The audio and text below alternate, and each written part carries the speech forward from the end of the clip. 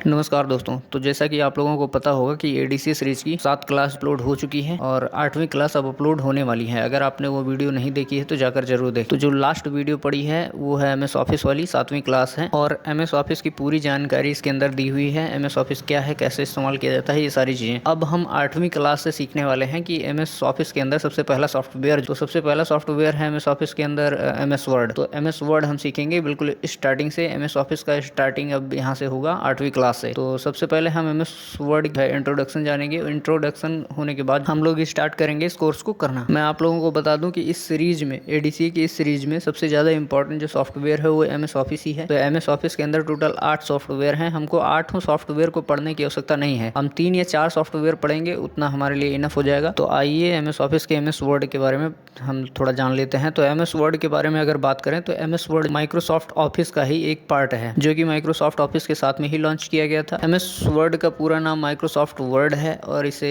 Word document के नाम से भी जाना जाता है। इसको विन वर्ड भी कहा जाता है। जिस प्रकार से एमएस ऑफिस एक एप्लीकेशन सॉफ्टवेयर है, ठीक उसी प्रकार से यह भी एक एप्लीकेशन सॉफ्टवेयर है। इस सॉफ्टवेयर की सहायता से ऑफिशियल वर्क किया जाता है। जो भी डॉक्यूमेंटेशन से संबंधित कार्य होते हैं वो सभी कार्य जो है एमएस वर्ड की सहायता से किए जाते हैं। जैसे कि पत्र लिखना, रिज्यूम बनाना, टाइपिंग करना, छोटे मोटे कैलकुलेशन करना और डॉक्यूमेंट बनाना, बुक कवर बनाना, मार्कशीट बनाना, बिलिंग करना आदि जैसे कार्य इसमें शामिल हैं। ये सभी कार्य बहुत ही आसानी से एमएस वर्ड के अंदर किए जा सकते हैं। तो कुछ ये है एमएस वर्ड का इंट्रोडक्शन। अब इंट्रोडक्शन जानने के बाद हम इसको इस्तेमाल करना सीखेंगे कि एमएस वर्ड को चलाते कैसे हैं।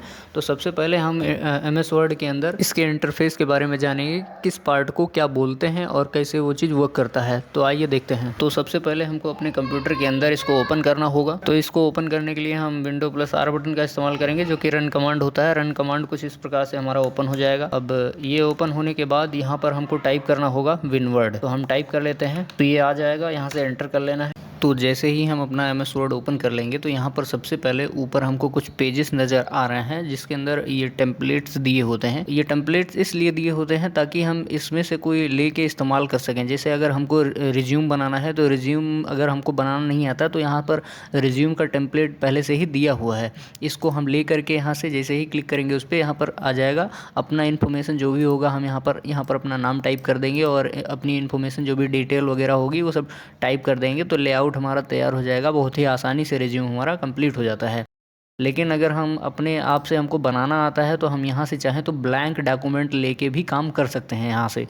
तो अगर हम इनमें से कोई किसी का इस्तेमाल करना चाहते हैं तो यहाँ से ले लेंगे, अन्यथा जो है ब्लैंक डॉक्यूमेंट से ही हमेशा काम किया जाता है। और इसके बाद यहाँ पर मोर टेम्पलेट्स पे क्लिक करेंगे तो इसके अलावा और भी बहुत सारे अधिक टेम्पलेट्स यहाँ पर दिए होते हैं। तो इनमें से भी हम किसी भी टेम्पलेट का इस्तेमाल कर सकते हैं अपनी आवश्यकता अनुसार। तो अलग अलग प्रकार के यहाँ पर टेम्पलेट दिए हुए हैं अलग अलग काम के लिए। तो जैसे हमको चाहिए होगा हम अपनी आवश्यकता अनुसार यहाँ से लेके काम कर सकते हैं। फिर यहाँ से बैक चलेंगे तो जैसे ही हम यहाँ पर अब फिर से यहाँ पर फाइल पर क्लिक करते हैं तो फिर सेम ऑप्शन वही आ जाता है। तो सबसे पहले इसके बारे में हम बात कर लेते हैं। जब यहाँ पर पेज पे आते हैं क्लिक करके तो यहाँ पर इसका इंटरफेस कुछ इस प्रकार से दिखता है। अंदर आने के बाद तो जो ये ब्लू वाली पट्टी दिख रही है इसको टाइटल बार बोला जाता है। हर सॉफ्टवेयर के तरीके इसमें भी टाइटल बार। यहाँ पर लेफ्ट साइड में देखेंगे कॉर्नर पे तो इसको क्विक एक्सेस टूल बार कहा जाता है। राइट साइड में आएंगे तो राइट साइड में भी लगभग सेम ऑप्शन है जो सभी सॉफ्टवेयर में होते हैं। मिनिमाइज, मैक्सिमाइज, क्लोज, ये सभी ऑप्शन जो है प्रत्येक सॉफ्टवेयर के अंदर हमको देखने को मिल जाते हैं। और इसके बाद फिर ये नीली पट्टी के अंदर ही देखेंगे तो ये मेनू बार, जिसको टैब बटन्स भी कहा जाता है, टैब्स भी बोला जाता है। इनको मेनू हम बोलेंगे या फिर टैब्स भी बोल सकते हैं। तो सबसे पहला जो टैब्स है हमारा वो है फाइल टैब। और हम इसके नीचे फिर चलेंगे तो यहाँ पर बहुत सारे कमांड्स और टूल दिए हुए हैं। ये जिस पट्टी पर रखा हुआ है इसको रिबन कहा जाता है। इस पूरे एरिया को रिबन बोला जाता है। इसी के ऊपर ग्रुप वाइज यहाँ पर सभी टूल्स दिए हुए हैं। इसके अंदर देखेंगे तो 4-5 टूल दिए हुए हैं। इसका ग्रुप है क्लिपबोर्ड। और इसके नेक्स्ट वाले में चले आएंगे तो इसका ग्रुप का नाम है फ़ॉन्ट ग्रुप। इसके अंदर टेक्स्ट से संबंधित फॉर्मेटिंग करने के लिए जो भी यहाँ पर टूल्स वगैरह दिए रहते हैं। ऐसे पैराग्राफ वाला हो जाता है, फिर स्टाइल वाला, इसी प्रकार से बहुत सारे ग्रुप दिए रहते हैं। फिर इसमें इसी के नीचे आ जाएंगे तो यहाँ पर एक छोटी सी पट्टी दिख रही है, लाइन दिख रही है, इसको रूलर कहा जाता है। रूलर का इस्तेमाल जो है मार्जिन वगैरह सेट करने के लिए, पेज के अंदर मार्जिन वगैरह सेट करने के लिए किया जाता है। और किसी भी शेप्स वगैरह को मापने के लिए भी इस्तेमाल करते हैं। फिलहाल अगर आपको नहीं पता चल रहा है तो आगे जब हम काम करेंगे इसके अंदर तो आपको सब कुछ समझ में आ जाएगा कि इसका इस्तेमाल क्या होता है। और रूलर हमारा टॉप के अंदर होता है ऊपर, और एक रूलर हमारा लेफ़्ट के अंदर लेफ़्ट साइड में भी होता है। अगर हम देखेंगे तो यहाँ पर लेफ़्ट साइड में हमारा रूलर कुछ ये रहा, यहाँ पर दिख रहा है हमारा रूलर लेफ़्ट में, और टॉप में हमको देखने को मिल जाता है। इसके बाद फिर हम बात करते हैं इस पेज के बारे में। जो यहाँ पर एरिया ये दिख रहा है, पूरा एरिया, ये पूरा एरिया दिख रहा है यहाँ पर, इसको पेज बोला जाता है, जिसके अंदर हम वर्क करते हैं। अपना कोई भी काम या डॉक्यूमेंट वगैरह जो भी चीज़ें बनानी होती हैं हम यहाँ पर इस एरिया में बनाते हैं। और फिर इसी के बाद फिर और नीचे चलेंगे तो नीचे यहाँ पर देखेंगे एक पट्टी और हमको देखने को मिल रही है, इसको स्टेटस बार बोला जाता है। ये भी थोड़ा इम्पोर्टेंट एरिया है हमारा, जो कि स्टेटस बार के अंदर हमारे पेज को जूम करने की, जूम इन जूम आउट करने के ऑप्शन दिए होते हैं। तो यहाँ से हम अपने पेज को जूम और जूम इन जूम आउट कर सकते हैं। और अगर कभी मान लीजिए कि हमारा पेज काफ़ी ज़्यादा जूम हो जाता है, जैसे कि बड़ा हो जाता है, तो इसको स्क्रॉल करने के लिए, ऊपर नीचे करने के लिए हमको यहाँ पर दो ऑप्शंस मिल जाते हैं। जैसे कि हम देखेंगे राइट साइड में एक है ये वाला, और बॉटम के अंदर भी एक मिल जाता है हमको ये स्टेटस बार के ऊपर ही। इसको स्क्रॉल बार बोला जाता है या स्क्रॉलर बोल सकते हैं। स्क्रॉल करने के लिए, पेज को अप और डाउन करने के लिए इसका इस्तेमाल किया जाता है। या फिर हम यहाँ से नहीं करना चाहते हैं, अगर पेज को हम जूम इन जूम आउट करना चाहते हैं तो उसके लिए शॉर्ट की है हमारी कंट्रोल के साथ में माउस का जो स्क्रॉल बार है, हमारा व्हील है, उसको घुमाएंगे तब भी हमारा जो पेज है वो जूम आउट जूम इन हो जाता है। अब इसके बाद जो है हम ये सारी चीज़ें तो जान चुके हैं। इसमें एक चीज़ और रह गया है हमारा, जैसे कि जिसको अभी हमने बोला था कि इस एरिया को जो है रिबन कहा जाता है। और रिबन कभी गलती से मान लीजिए कि हाइड हो जाता है इसके अंदर, जैसे कि कुछ इस प्रकार से अगर ये हाइड हो गया है, नहीं शो कर रहा है, तो हमें राइट साइड में जाना है। यहाँ पर एरो जैसा कुछ बन के आ रहा है, इस पर क्लिक कर देना है। इस पर जैसे ही क्लिक करेंगे यहाँ पर ऑटो हाइड रिबन का ऑप्शन है, यहाँ अगर क्लिक रहेगा तो हमारा जो रिबन है वो हाइड हो जाएगा। और शो करना है तो टैब्स, जो भी टैब्स हैं वो शो होने लग जाएंगे, बाकी ऑप्शंस अभी नहीं दिख रहे हैं। तो फिर से यहीं पर जाना होगा, नीचे लिख के आ रहा है शो टैब्स एंड कमांड्स, इस पर क्लिक कर देंगे तो हमारा सब कुछ जो है पहले जैसा हो जाएगा, सारी चीज़ें शो होने लग जाएंगी। तो कभी ऐसा हो जाता है अगर कि मान लीजिए ये गायब हो गया है, तो दोबारा से हमको लाने के लिए यहाँ पर जाना होगा और यहीं से हम इस वाले ऑप्शन पर क्लिक कर देंगे, शो टैब्स एंड कमांड्स पर। और अभी इसके अंदर जहाँ पर हम जूम इन जूम आउट कर रहे थे, यहाँ पर चेक करेंगे तो इसके बगल में भी कुछ ऑप्शंस हैं। तो ये पेज को शो करने के लिए होते हैं, किस प्रकार से अपने पेज को देखना चाहते हैं। जैसे कि हमने इस पर क्लिक कर दिया तो हमारा पेज जो है इस प्रकार से दिख रहा है, और इस पर अगर क्लिक कर देंगे तो कुछ इस वेबसाइट के पेज जैसे दिख रहा है। और नॉर्मल व्यू जो होता है हमारा, ये बीच वाला हम क्लिक करके रखेंगे तो नॉर्मल तरीके से जैसे दिखना होता है वैसे ही दिखेगा। तो कुछ ये होता है हमारा इसका इंटरफेस, MS वर्ड का इंटरफेस।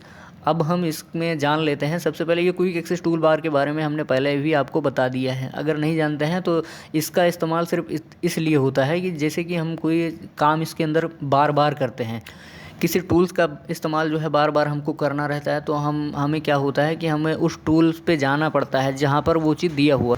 जैसे कि हमको बार बार फाइल को सेव करनी पड़ती है, तो फाइल को सेव करने के लिए हमको यहाँ पर जाना होगा, और यहाँ सेव का ऑप्शन है, यहाँ पर जाके तब हम सेव कर पाएंगे।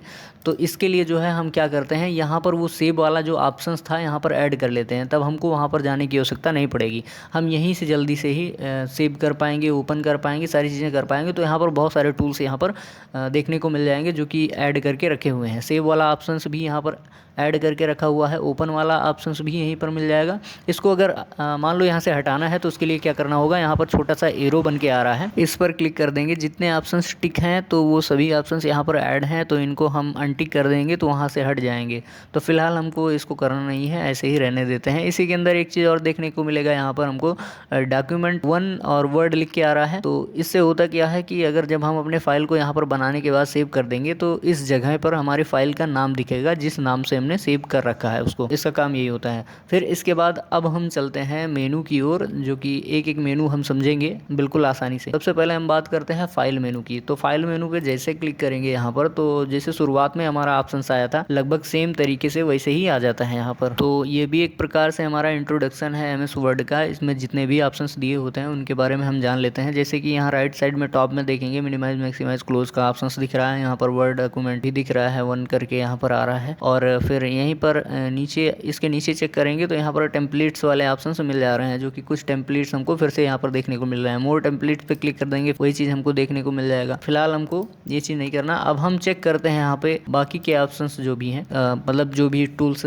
और ऑप्शंस जो भी दिए हुए हैं। इसके नीचे लिखा हुआ है रिसेंट और एक लिखा हुआ है पिंड। तो रिसेंट का मतलब यह है रिसेंट में जो हाल ही में अभी हमने फाइल को इस्तेमाल किया है, जो भी हमने डॉक्यूमेंट वगैरह बनाया है और सेव कर दिया है, तो रिसेंट वाले सेक्शन में यहाँ पर हमको देखने को मिल जाएगा। और पिंड वाले में यहाँ पर जो पिंड लिख के आ रहा है, यहाँ पर वो चीज़ें दिखेंगी जैसे कि कोई फाइल हमने बनाया और उसको पिन कर दिए हैं। तो कोई इंपॉर्टेंट फाइल है जो कि हम पिन करके रखना चाहते हैं कि हमें अगली बार फिर ढूंढना न पड़े, तो इसके लिए हम पिन करके कोई चीज़ यहाँ पर रख सकते हैं। जैसे कि ये फाइल है, इस पर राइट क्लिक करेंगे तो यहाँ पर पिन टू लिस्ट पे क्लिक कर देंगे तो यहाँ पर पिन हो जाएगा, इस वाले सेक्शन में पिन हो जाएगा।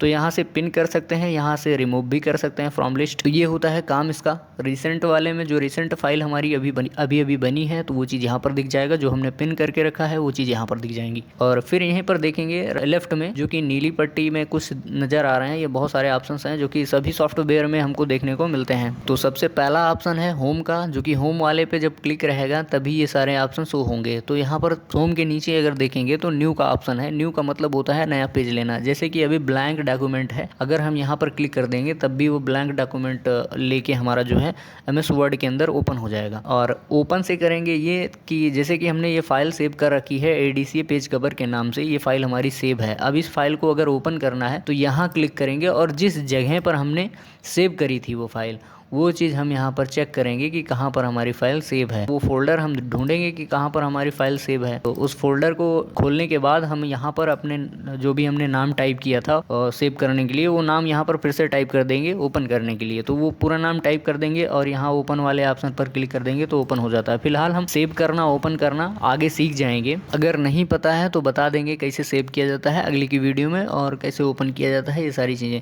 फिलहाल इस वाले ऑप्शन से सेव किया जाता है और इस वाले ऑप्शन से ओपन किया जाता है। गेट एडिंस इसका इस्तेमाल जो है हमको करने को मिलता है MS वर्ड के अंदर। जैसे कि कुछ फीचर्स हैं, जैसे कैलकुलेटर वगैरह MS वर्ड के अंदर नहीं दिए होते हैं। क्या करते हैं हम कि ऑनलाइन कुछ एडिंस ऐड करके उसका इस्तेमाल कर सकते हैं। तो ये चीज़ आगे आपको समझ में आ जाएगा कि कैसे इस्तेमाल किया जाता है, क्योंकि यही सेम चीज़ MS वर्ड में टैब्स में इंसर्ट टैब में हमको देखने को मिल जाएगा। तो वहाँ से हम इस्तेमाल कर सकते हैं इस चीज़ का। और इसी के नीचे इन्फो, मतलब कि इन्फॉर्मेशन चेक करने के लिए कि कौन से हमारे पेज का या फिर डॉक्यूमेंट का क्या इन्फॉर्मेशन है, वो सारी चीज़ें। तो यहाँ पर साइज़ देखने को मिल रहा है, पेज कितने हैं, तो एक ही पेज अभी हमने ऐड कर रखा था। वर्ड्स कितने हैं, तो इतने वर्ड अभी इसके अंदर टाइप हुए थे। और टोटल एडिटिंग टाइम कितना समय लगा था, ये सारी चीज़ें इसके अंदर होंगी। और यहीं पर कुछ प्रोटेक्ट डॉक्यूमेंट से संबंधित भी चीज़ें मिल जाएंगी कि हम अपने जो डॉक्यूमेंट है हमारा उस पर हम पासवर्ड वगैरह लगा सकें इसे और मैनेज कर सकें, ये सारी चीज़ें। तो कुछ इस प्रकार से इनका सभी का इन्फॉर्मेशन चेक कर सकते हैं, कौन से नाम से ये हमारा लॉगिन हुआ है इसके अंदर, ये सारी चीज़ें इन्फॉर्मेशन चेक करने के लिए इसका इस्तेमाल किया जाता है। फिर यहीं पर देखेंगे नेक्स्ट वाला ऑप्शन जो है हमारा सेव करने के लिए। चलिए बता देते हैं सेव कैसे किया जाता है। तो यहाँ सेव वाले ऑप्शन पर क्लिक करेंगे तो यहाँ पर बहुत सारे हमको ऑप्शंस देखने को मिल जाएंगे। तो हम अगर आसानी से करना चाहते हैं, हमको कुछ नहीं समझ में आ रहा है, तो हमको ब्राउजर पर क्लिक करना होगा, या फिर यहीं पर राइट साइड में हमको बहुत सारे फोल्डर दिख जाएंगे। अगर किसी फोल्डर में सेव करना है तो वो फोल्डर सेलेक्ट कर लेंगे और वहीं पर हम अपना यहाँ पर नाम टाइप करके सेव कर देंगे। और यहाँ से अगर फोल्डर नहीं मिल रहा है, नहीं समझ में आ रहा है, तो हमको ब्राउजर पर क्लिक करना होगा, ब्राउज पर क्लिक करना होगा और यहाँ से हमको क्या करना होगा, अपना फोल्डर सेलेक्ट करना होगा जहाँ पर हम सेव करना चाहते हैं। तो हम यहाँ पर सेव करना चाहते हैं और जिस नाम से सेव करना होगा हम यहाँ पर वो नाम टाइप कर देंगे। जैसे कि हम नाम टाइप कर दे रहे हैं कुछ इस प्रकार से। नाम टाइप करने के बाद यहाँ पर सेव वाले ऑप्शन पर क्लिक कर देना है, तो सेव बहुत ही आसानी से सेव हो जाएगा। अब जहाँ पर सेव हुआ है हमको याद रखना है, और जब ओपन करना होगा तो फिर यहीं पर क्लिक कर देंगे, ब्राउज़ पर जाएंगे और ब्राउज़ पर जाने के बाद वो फोल्डर हमको सेलेक्ट करना होगा कि कहाँ हमने सेव किया था। तो हमने इसी के अंदर सेव किया था, फिर जिस नाम से हमने सेव किया था वो नाम यहाँ पर टाइप कर देंगे इस प्रकार से। और जैसे ही नाम टाइप करेंगे और यहाँ ओपन वाले ऑप्शन पर क्लिक कर देना है हमको, यहाँ पर ओपन वाले ऑप्शन पर क्लिक कर देंगे तो हमारी फ़ाइल ओपन हो जाएगी। तो कुछ इस प्रकार से सेव और ओपन किया जाता है। सेव एज का काम हमने बता रखा था, चलिए फिर से बता देते हैं। सेव एज का काम ये होता है, जैसे कि हमने कोई फाइल ABC नाम से सेव करी है, अब उसी सेम फाइल का डुप्लीकेट हमको बनाना है, एक फ़ाइल और बनाना है। और किसी दूसरे नाम से, क्योंकि अगर ABC नाम से हम दोबारा सेव करने जाएंगे तो चूंकि एक बार सेव हो चुका है, दोबारा हमारा सेव नहीं होगा वो चीज़। तो फिर से क्या करते हैं, दोबारा सेव करने के लिए हमको किसी और नाम से सेव करने के लिए सेव एज़ का इस्तेमाल करना पड़ता है। तो कुछ इस प्रकार से सेव एज़ का इस्तेमाल कर लेंगे तो हम दोबारा तिबारा जितनी भी बार चाहेंगे तो किसी भी फाइल को सेव कर पाएंगे। सेव एज एडोबी PDF का क्या है कि जैसे कि कोई हमारी फाइल हमने बनाया और उसको सेव करना है PDF फॉर्म में, PDF फॉर्मेट के अंदर सेव करना चाहते हैं, तो यहाँ पर क्लिक करेंगे तो MS वर्ड की फाइल जो है PDF में कन्वर्ट हो जाएगी। फिर यहाँ पर प्रिंट वाला ऑप्शन मिल जाता है हमको देखने को। प्रिंट वाले ऑप्शन पर क्लिक कर देंगे, जो भी हमने डॉक्यूमेंट बनाया था उसको हम प्रिंट कर पाएंगे। तो यहाँ पर प्रिंट कर सकते हैं अपनी आवश्यकता अनुसार। यहाँ से प्रिंटर हमको सेलेक्ट करना है, जो भी हमारा प्रिंटर है वो प्रिंटर सेलेक्ट कर लेंगे और यहाँ प्रिंट वाले ऑप्शन पर क्लिक कर देना है, प्रिंट हो जाएगा। यहाँ पर कितनी कॉपी चाहिए वो चीज़, और जितने भी पेजेस हमारे लगे हुए हैं सभी, मतलब इसके अंदर जितने भी पेज के डॉक्यूमेंट हमारे बने हुए हैं उन सभी को प्रिंट करना है या कैसे करना है वो चीज़ पेज सेट कर लेंगे यहाँ से हमारा जो ऑप्शन है। तो जब हम प्रिंट करेंगे तो ये सारी चीज़ें देख लेंगे, तो अभी आवश्यकता नहीं है। तो यहाँ शेयर वाले ऑप्शन पर क्लिक कर देना है। तो शेयर वाले ऑप्शन पर जैसे क्लिक कर देंगे तो हम इसको शेयर कर पाएंगे। ईमेल पर करना है या फिर कहीं और किसी के पास भी शेयर करना है, या फिर PDF में कन्वर्ट करके और लिंक बना के शेयर करना है इसको किसी के पास, तो वो भी कर सकते हैं। यहाँ पर सेव क्लाउड, मतलब ऑनलाइन अगर कहीं पर सेव करना चाहते हैं तो वहाँ पर भी हम शेयर कर सकते हैं, आसानी से सेव कर सकते हैं। फिलहाल आगे देखते हैं share as Adobe PDF link.